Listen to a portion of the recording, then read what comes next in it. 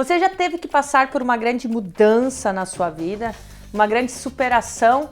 No programa Histórias e Conquistas de hoje, eu vou compartilhar com você talvez uma das histórias mais emocionantes que nós já compartilhamos.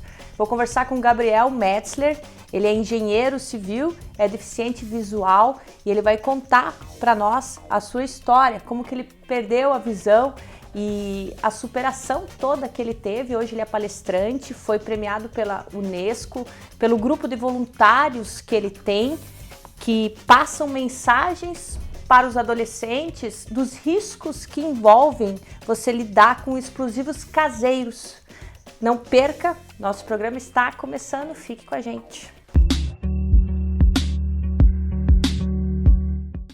Conversando hoje com o Gabriel Metzler, isso? Gabriel, seja muito bem-vindo ao nosso programa. Agradecer esse grande convite. Nossa, para nós é um privilégio. Gabriel, então, vamos começar, vamos falar do início, né? Eu sei que você teve um acidente com bombas caseiras, é isso? Como é que foi? Pode contar um pouquinho pra gente essa história? Claro. Eu tinha 15 anos e a adolescência é uma fase de muitas mudanças na nossa vida. Mas a que eu passei foi maior que as normais. Eu imagino. Era um sábado, 13 de junho, dia de festa junina na escola. E resolvemos montar uma bomba caseira. Eu e mais 4 amigos. Então, sem problema algum, compramos alguns foguetes, fomos até a casa de um dos amigos, desmontamos alguns deles e colocamos a pólvora dentro de um tubo de PVC. Só que não achamos nada para colocar como pavio. Então nós iríamos desistir e deixar para o outro dia. Mas vocês estavam assim aprontando, a ideia era só fazer uma brincadeira, fazer uma bomba. Qual é que era o objetivo? O objetivo era escutar o barulho, não tinha objetivo nenhum. Tinha um terreno baldio no lado da casa desse amigo e o nosso objetivo era só soltar a bomba lá, escutar o barulho e mais nada. O foguete, eu não sei, ele não tem uma legislação que você não pode comprar foguete quando você a legislação não protege o menor de idade? Deveria. Deveria. É proibida a venda para menores de idade. Exatamente, né? E na ocasião nós tínhamos entre 13 e 15 anos, então pela lei nós não poderíamos ter comprado aqueles foguetes. Tá, mas e aí? Continua. E então, como eu estava te contando, nós resolvemos ir embora e deixar para outro dia. Estávamos saindo quando o dono da casa chamou e eu resolvi voltar. Só eu voltei. Nós resolvemos fazer um buraco para colocar o estupim, o pavio, mesmo sem tê-lo ainda. Então aquecemos um espeto de churrasco, pois ele passaria facilmente pelo plástico, pelo tubo. Só que tem um pequeno detalhe. A nossa ideia dele passar pelo plástico realmente aconteceu. Só que esse espeto quente, em contato com a pólvora, fez a bomba explodir em nossas mãos.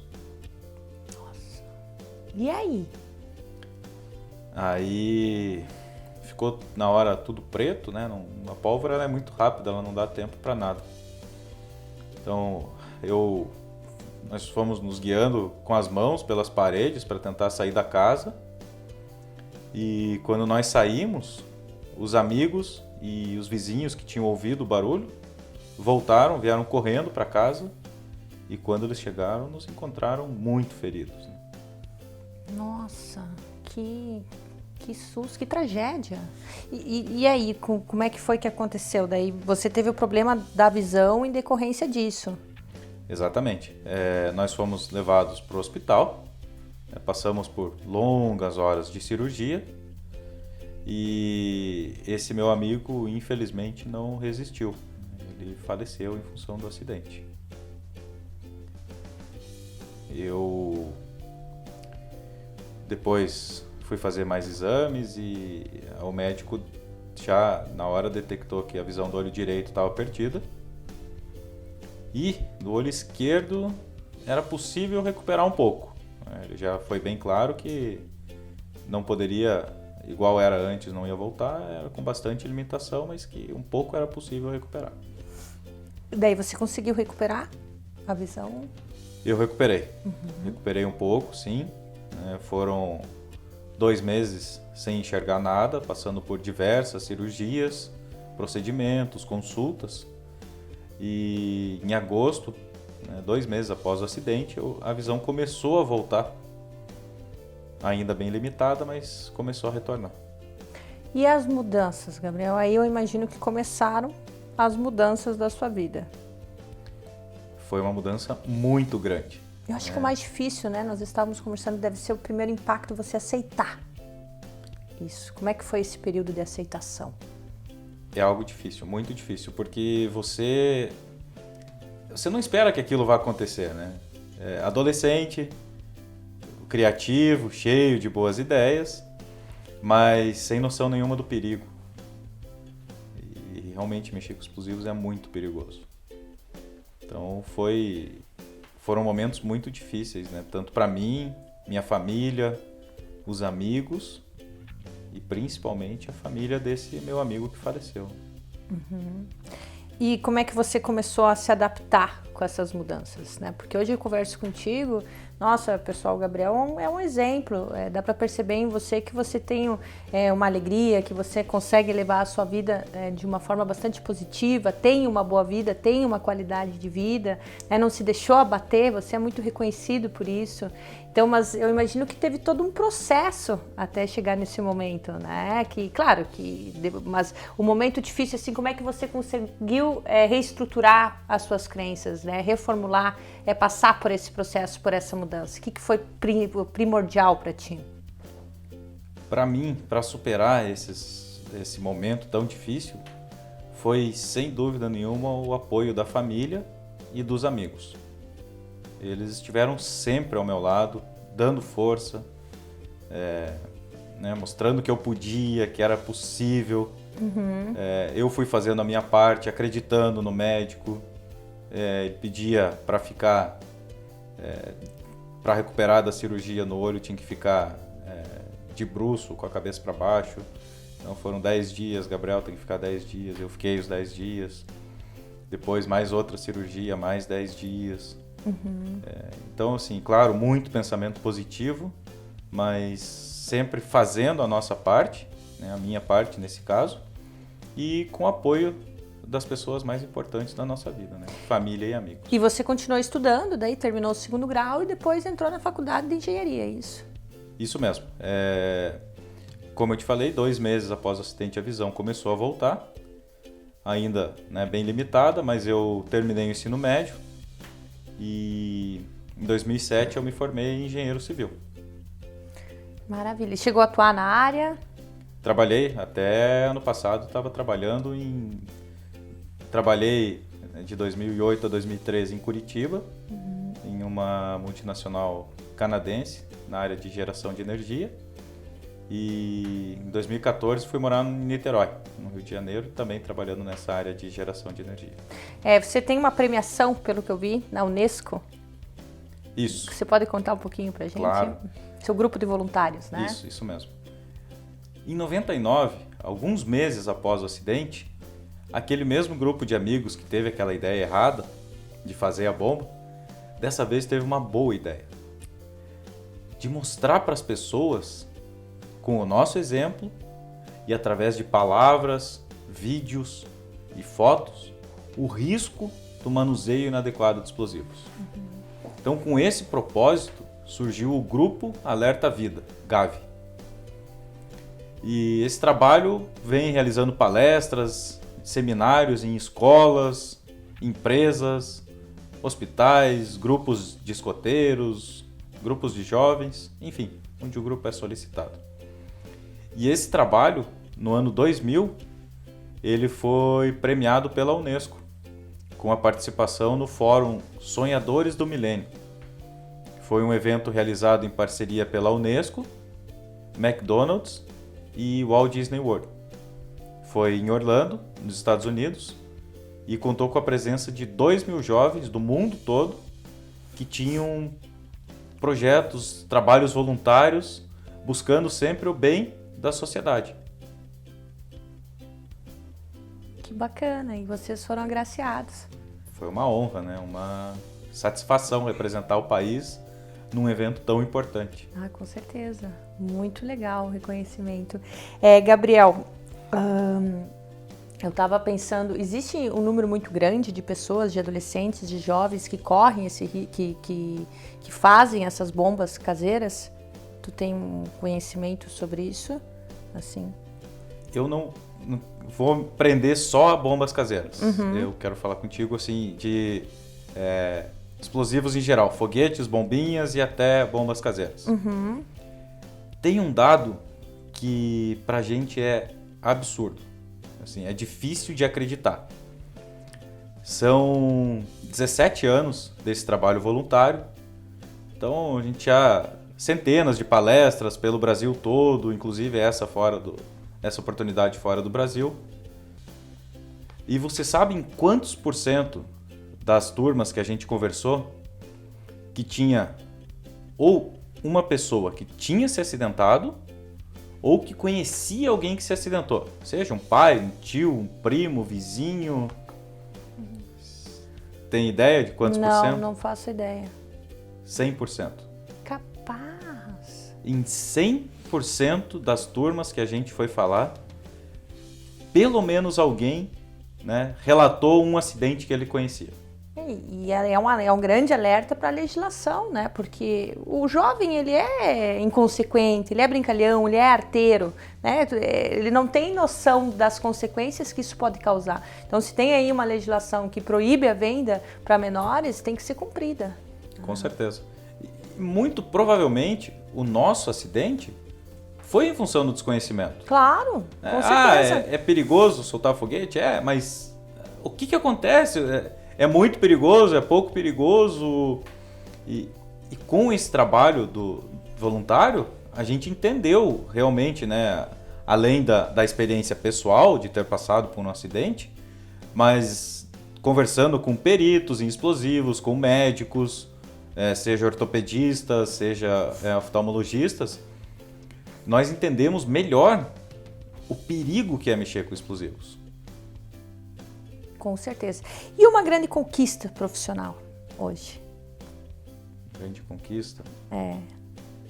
É poder passar, né, ajudar as pessoas com a minha história de vida para que elas consigam conquistar seus objetivos e realizar seus sonhos. Você tem algum case? Alguma pessoa que chegou para ti assim, Gabriel, e falou assim: nossa, Gabriel, que exemplo, assim, que você viu que mudou a vida dessa pessoa? Tenho uma história legal para contar. Então conta. Pode Eu contar. tenho o Corpo de Bombeiros, sempre foi muito parceiro do nosso trabalho. E ano passado, eles me convidaram para dar uma palestra. E eu conversando depois da palestra com as pessoas, e era para uns bombeiros voluntários, né, para os bombeiros comunitários. E uma mulher veio falar comigo. E ela falou que o filho dela veio perguntar para ela, pedir ajuda numa matéria da escola. E ela falou para mim depois: eu não sabia como ajudar ele. Eu só tinha estudado até a 7ª série. E ela, daquele dia, ela resolveu voltar a estudar para poder ajudar o filho dela. Então essa importância assim da família que eu falei bastante, né, de você pensar, de você querer estar junto, de você querer contribuir com o próximo. E ela voltou a estudar, terminou o 1º grau, está fazendo agora o 2º grau, naqueles ensinos para jovens e adultos. E eu conversei com ela recentemente, ela falou que quer fazer uma faculdade agora. Ai, que maravilha. Então ela falou: você me ajudou muito, você me inspirou. Então, essas alegrias que a gente tem não tem preço, né? De você poder ajudar uma pessoa a melhorar de vida. Foi muito legal. Ai, que bacana, parabéns. Gabriel, nós temos que dar um tempo. Daqui a pouquinho o programa Histórias e Conquistas está de volta.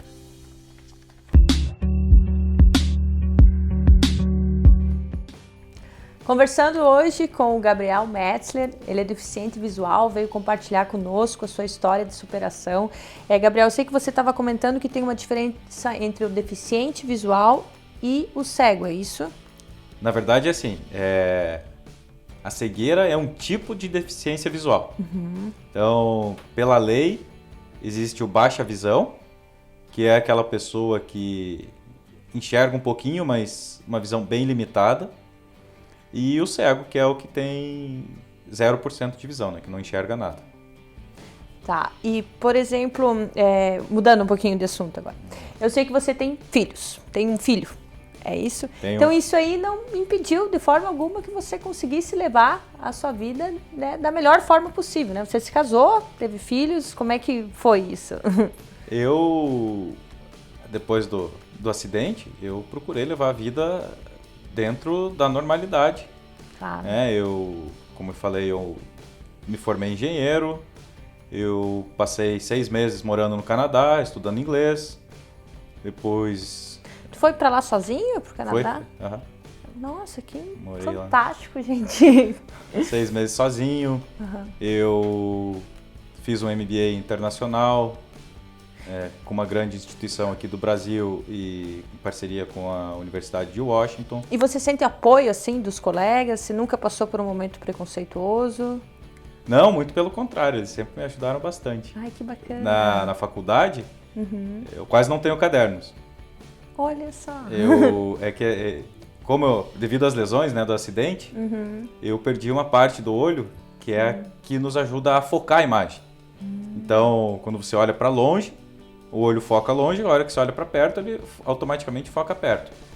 Então, eu perdi essa parte. E então, eu precisava de 2 óculos, um para enxergar longe e um para ler no caderno. Então, não tinha como copiar a matéria do quadro. Então, eu optei por prestar atenção sempre nas aulas e depois tirava xerox do caderno dos amigos para estudar. Então, tem que se adaptar às mudanças. Claro. Mas isso não foi de jeito nenhum impeditivo para eu terminar minha faculdade. Então, você estava falando, né, nós estávamos falando do filho, que você entrou numa vida dentro da normalidade, fez a faculdade, mas e aí? Né, você acabou tendo um filho hoje, você tem... Isso, tenho um filho, ele... criança espetacular, maravilhoso. Companheiro hoje, 7 anos, ele é meu guia agora. Ai, que maravilha, que delícia. Ele tem horas que ele esquece um pouquinho assim, pai, vinha ver isso. E bem difícil, filho.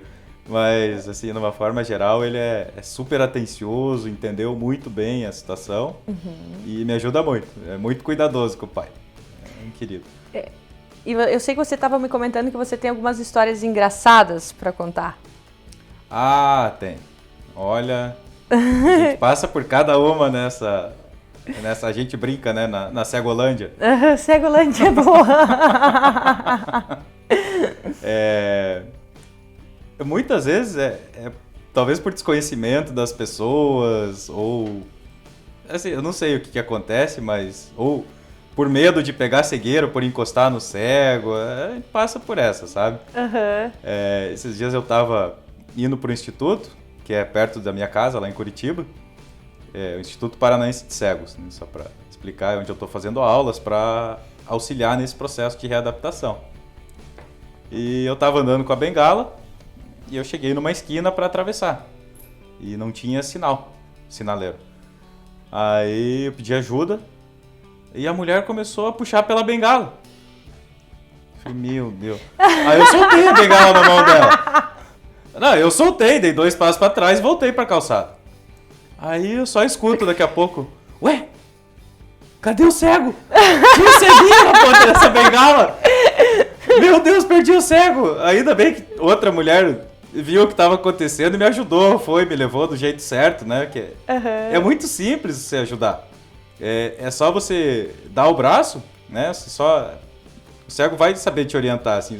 Ele dá o braço, ele vai pegar assim próximo ao seu cotovelo e você vai atravessar tranquilamente. Então a gente passa por cada uma dessas que... Às vezes as pessoas querem ajudar e não sabem como. Isso. Tem outra dica também que você falou do sentar, né? Ah, sentar, a gente passa cada aperto. Por quê? Também, de novo, desconhecimento, né? A pessoa não sabe e ela quer te ajudar, ela quer fazer algo bom pra você. E ela vem com você, posiciona você na frente da cadeira. E ela põe a mão nos seus ombros e vai empurrando você pra trás. né, para você sentar. Aí tu não... Só que você não sabe a altura da cadeira. Então, se você se prepara para sentar numa cadeira alta e a cadeira é baixa, aí você vai lá para baixo, cai, leva os sustos, mas vamos embora. E assim, o jeito certo é muito simples também.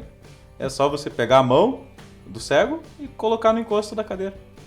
Porque aí ele sabe certinho onde está a cadeira, vai ver, sentir com a mão, né, a altura certinha dela e não tem erro, é bem tranquilo. Hobbies e diversões, Gabriel. Como é que você costuma se divertir? Hobby seu? Hobbies? É. Talvez vai parecer estranho, mas jogar futebol? Sério? Sim. Que Tô aprendendo a jogar lá no instituto, agora com aquela bola especial, né, que tem o guiso dentro. Aham. Eu gosto e vou sempre com meu filho no estádio assistir jogo de futebol. Sério? Levo ele adora. Eu já tinha esse hábito antes e hoje Tu só vai vou corradinho. Vou corradinho. Pelo barulho da torcida tu vai indo, né? Junto. Quando tu vê que a torcida vai fazendo... tu vai corradinho. Corradinho, escutando o jogo, mas tô lá junto. Gosto de passear com o filho. É claro, não dá pra andar de bicicleta, é meio perigoso, né, andar de bicicleta agora. Uhum. Mas assim, eu procurei manter os hábitos que eu tinha. Que tu já tinha. Eu gosto muito de ler. Então, hoje com a questão das tecnologias, da acessibilidade, tem muito audiolivro. Pois é. E os próprios e-books, com o aplicativo, com o leitor de tela, tanto do celular quanto do computador, eu consigo ler os livros. Então, assim, dentro do possível, eu mantive a minha vida dentro da rotina que eu tinha antes. Você perdeu a visão, você com 15 anos foi acidente e foi ano passado que você perdeu ela, é isso? Isso. Totalmente daí? Totalmente. Ainda em função das lesões e dos ferimentos lá do acidente. Então, esse é outro ponto, né, que a gente tem que se preocupar, porque as nossas atitudes hoje podem trazer consequências lá no futuro, né? Então, 17 anos depois do acidente, eu acabei perdendo a visão. Mas já sabia que corria esse risco? Sabia, mas também não precisava ser tão cedo assim. Tem coisas que são inevitáveis, não dependem de nós, né? Exatamente, a gente passa por mudanças o tempo todo, né? E algumas dependem da gente, outras não. Então... mas agora também o bom é que durante esses, né, dos 15 aos 32, pelo que você me falou, você de uma certa forma continuou com uma visão um pouco afetada, mas continuou mantendo a sua vida e tendo a sua rotina então eu acredito que também é mais fácil, por exemplo, para a pessoa que perde a visão no decorrer da vida do que a pessoa que nasce cega, eu acho, né? Sabe que eu não, assim, nunca tinha parado para pensar e nunca tive convívio com cegos ou deficientes visuais. E agora, nesses últimos meses, lá dentro do Instituto, a gente convive com bastante assim, crianças e pessoas que nasceram cegas. E é um outro comportamento completamente diferente. Assim, tanto deles, né, nas atitudes que eles têm, quanto para você ensinar. Os professores falam assim, que é um outro tipo de educação, porque ele não tem a referência. Para ele sempre foi daquele jeito. Então, é difícil falar, né? Porque eu não... A minha situação foi a de ter a visão até, mesmo limitada, mas até ano passado, e depois perder, mas... São mundos bem diferentes. Parecem parecidos, mas são bem diferentes. Né? Então, eu sei que teve algumas outras premiações, Gabriel, no decorrer da sua carreira. Você pode compartilhar conosco um pouquinho? Claro, com certeza. O grupo recebeu a maior premiação. Na verdade, assim, a maior premiação que tem para o grupo é evitar acidentes. Então, se a gente conseguir evitar um acidente, que uma pessoa não precise passar pelo que nós passamos, já valeu todo o trabalho. Com certeza. Então, assim, a gente recebeu alguns reconhecimentos pelo sério trabalho que o grupo desenvolve. Como você falou, teve essa premiação da Unesco. Logo em seguida, o grupo recebeu uma moção honrosa da Assembleia Legislativa de Santa Catarina por ter representado o Estado num evento global. Teve um prêmio de um instituto de voluntariado aqui também de Santa Catarina, Instituto Voluntários em Ação, que o grupo foi premiado. O grupo participou por 2 vezes no Paraná, no início dos anos 2000, um projeto desenvolvido em parceria com a Secretaria Estadual de Educação, com um instituto internacional, com foco no voluntariado juvenil, no protagonismo juvenil, e foi selecionado também para fazer parte de um livro que o Grupo Pão de Açúcar lançou, com algumas histórias de voluntariado. E essas histórias de voluntariado são as palestras justamente que vocês dão nas escolas. A ideia é conscientizar grupos de jovens com relação ao perigo, as mensagens, o risco que correm os jovens ao fazer, né, esse tipo de explosivos, é isso? Isso mesmo. O grupo tem o nosso caso, que é usado como base para contar a palestra, para contar a história, mas a gente aborda aspectos legais, o que diz o Estatuto da Criança e do Adolescente, a gente teve contribuição de médicos, então quais são as lesões mais comuns, qual a época de maior incidência de acidentes, também a parte psicológica depois de um acidente, né? Às vezes a pessoa tem uma amputação, às vezes é uma grave queimadura. Então a gente procura abordar diversos aspectos para que os jovens e adolescentes entendam como um todo, não simplesmente ir lá comprar um foguete e soltar. Então também tem a parte da fabricação do explosivo. Então, todos os aspectos que a gente consegue passar, a gente procura trazer de uma maneira lúdica para eles, para que fique fácil o entendimento. Gabriel, como eu te falei, nós temos um Minuto Coach no nosso programa, que é justamente para que as pessoas alcancem os seus objetivos profissionais através de alguma dica que o nosso entrevistado dá. E eu deixei esse momento para o final, porque eu sei que você tem algumas dicas que você dá na sua palestra. Claro. Então eu queria que você selecionasse uma e fizesse no nosso Minuto Coach, ok? Perfeito. Pode rodar a vinheta.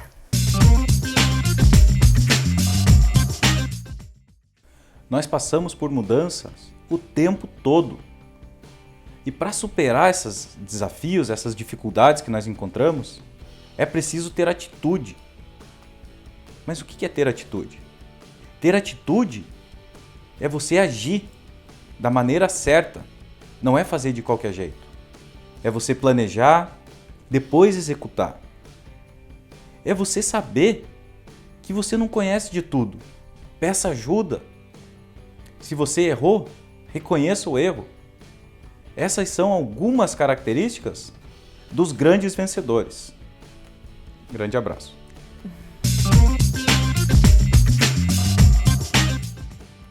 Gabriel, quero agradecer a tua presença, a tua participação. Muito obrigada pela tua disponibilidade. Quero te dizer que para mim foi uma grande honra, foi uma grande motivação, né, te conhecer. Muito obrigada mesmo por você estar aqui, por você compartilhar a sua história, não só comigo, mas com o nosso telespectador, nas suas palestras. Eu tenho certeza que você tem muito a contribuir com o mundo todo. Parabéns por isso, por ser essa pessoa que você é, o profissional que você é. Te desejo muito sucesso, muita felicidade. Muito obrigado. Eu que agradeço essa grande oportunidade de poder compartilhar um pouquinho da minha história com seus telespectadores. E fico à disposição. Sempre que precisar, é só chamar. Legal.